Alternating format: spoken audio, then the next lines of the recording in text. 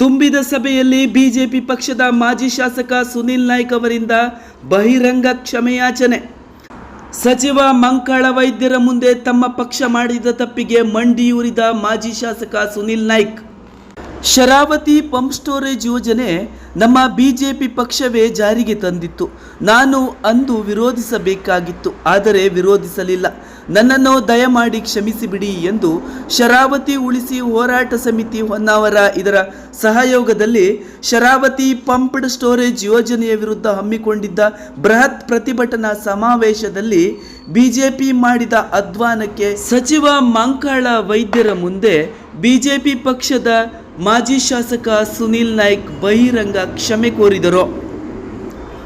ಹಿಂದೆ ಭಟ್ಕಳ ಹೊನ್ನಾವರ ವಿಧಾನಸಭಾ ಕ್ಷೇತ್ರದಲ್ಲಿ ಸುನಿಲ್ ನಾಯ್ಕ್ ಬಿಜೆಪಿ ಪಕ್ಷದ ವತಿಯಿಂದ ಶಾಸಕರಾಗಿ ಆಯ್ಕೆಯಾಗಿದ್ದರು. ಇದೇ ಸಂದರ್ಭದಲ್ಲಿ ಬಿಜೆಪಿ ಸರ್ಕಾರವು ಜನವಿರೋಧಿ ಯೋಜನೆಯಾದ ಶರಾವತಿ ಪಂಪ್ಡ್ ಸ್ಟೋರೇಜ್ ಯೋಜನೆಯನ್ನು ಜಾರಿಗೆ ತಂದಿತ್ತು.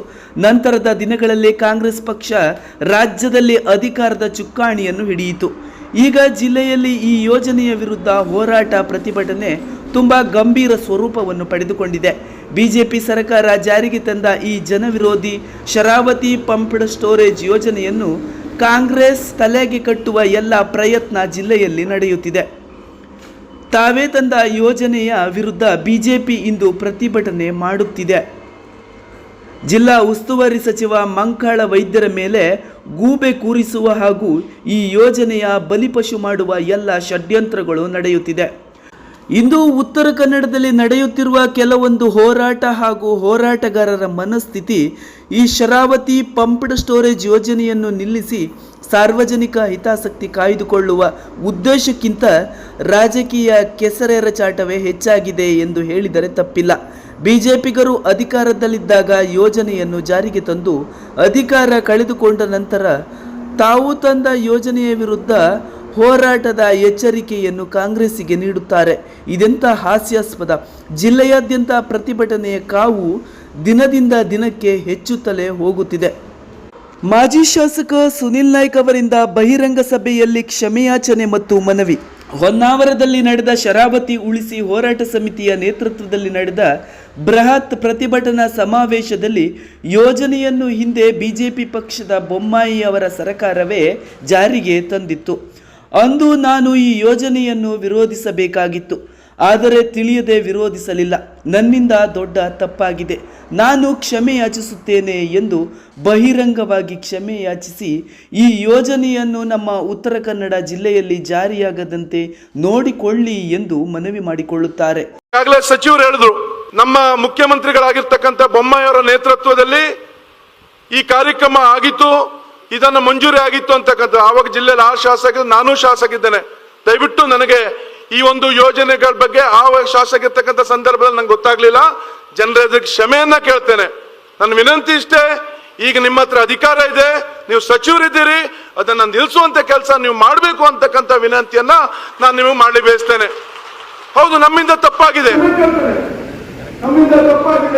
ನಾವು ಅವಾಗ ಹೇಳಿಲ್ಲ. ಹೌದು, ನಮ್ಮ ಸರ್ಕಾರ ಮಾಡಿದೆ.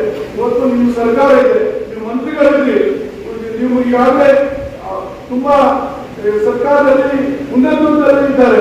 ಅದನ್ನ ನಿಲ್ಲಿಸುವಂತ ಕೆಲಸ ನೀವು ಮಾಡಬೇಕು ಅಂತಕ್ಕಂಥ ವಿನಂತಿ ಮಾಡೋಣ. ಯಾವತ್ತು ಯಾವುದೇ ಖಂಡಿತ ರಾಜಕಾರಣ ಮಾಡುವಂತ ಕೆಲಸ ಮಾಡೋದು ಬೇಡ.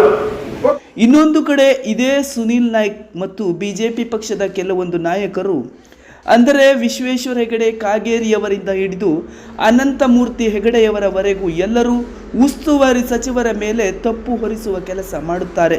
ಇದೆಂತಹ ರಾಜಕೀಯ ಕೆಸರೆರಚಾಟ ಎಂದು ಸಾರ್ವಜನಿಕರು ಆಕ್ರೋಶವನ್ನು ವ್ಯಕ್ತಪಡಿಸುತ್ತಿದ್ದಾರೆ.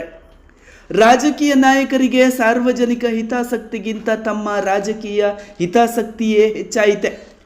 ಉತ್ತರ ಕನ್ನಡದಲ್ಲಿ ಈ ಶರಾವತಿ ಯೋಜನೆಯ ಹೋರಾಟದ ಹಾದಿಯನ್ನು ನೋಡಿದರೆ ಇಲ್ಲಿ ಸಾರ್ವಜನಿಕ ಹಿತಾಸಕ್ತಿ ದೂರದವರೆಗೆ ಕಾಣಲು ಸಿಗುವುದೇ ಇಲ್ಲ.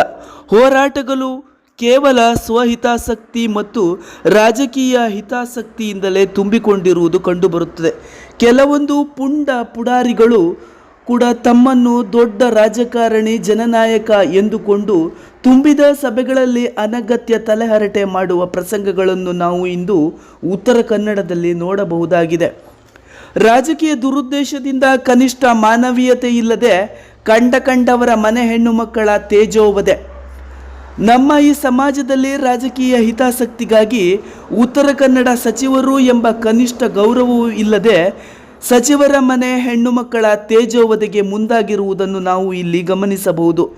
ಈ ಬಗ್ಗೆ ಸಚಿವ ಮಂಕಾಳು ವೈದ್ಯರು ಹೊನ್ನಾವರದಲ್ಲಿ ನಡೆದ ಈ ಪ್ರತಿಭಟನಾ ಸಮಾವೇಶದಲ್ಲೇ ಆಕ್ರೋಶವನ್ನು ವ್ಯಕ್ತಪಡಿಸಿ ತಮ್ಮ ಪ್ರತಿಕ್ರಿಯೆಯನ್ನು ಕಟು ಶಬ್ದದಿಂದ ವ್ಯಕ್ತಪಡಿಸಿದ್ದಾರೆ. ಒಟ್ಟಾರೆ ಮಾಜಿ ಶಾಸಕ ಸುನೀಲ್ ನಾಯ್ಕ್ ತಮ್ಮ ಪಕ್ಷದ ತಪ್ಪಿಗೆ ಕ್ಷಮೆಯನ್ನು ಕೇಳುತ್ತಾರೆ. ಇನ್ನೊಂದು ಕಡೆ ಅವರು ಮತ್ತು ಅವರ ಪಕ್ಷದ ನಾಯಕರು ಯೋಜನೆ ಹಾಗೂ ಯೋಜನೆಯ ದುಷ್ಪರಿಣಾಮವನ್ನು ಉಸ್ತುವಾರಿ ಸಚಿವರ ತಲೆಗೆ ಕಟ್ಟುವ ಕೆಲಸ ಮಾಡುತ್ತಾರೆ. ಇದನ್ನು ಗಮನಿಸಿದ ಜನಸಾಮಾನ್ಯ ಮಾತ್ರ ತನ್ನ ರಕ್ಷಣೆಗೆ ಯಾರು ಮುಂದಾಗುತ್ತಾರೆ ಎಂಬ ಕೌತುಕದಿಂದ ಬೆಂದು ಹೋಗಿದ್ದಾನೆ. ರಾಜಕಾರಣಿಗಳ ಈ ಕೆಸರೆರಚಾಟ ಎಂದು ಕೊನೆಯಾದೀತು ಎಂದು ಕಾದು ನೋಡಬೇಕಾಗಿದೆ. ಕರಾವಳಿ ಸಮಾಚಾರ ನ್ಯೂಸ್ ಬ್ಯೂರೋ.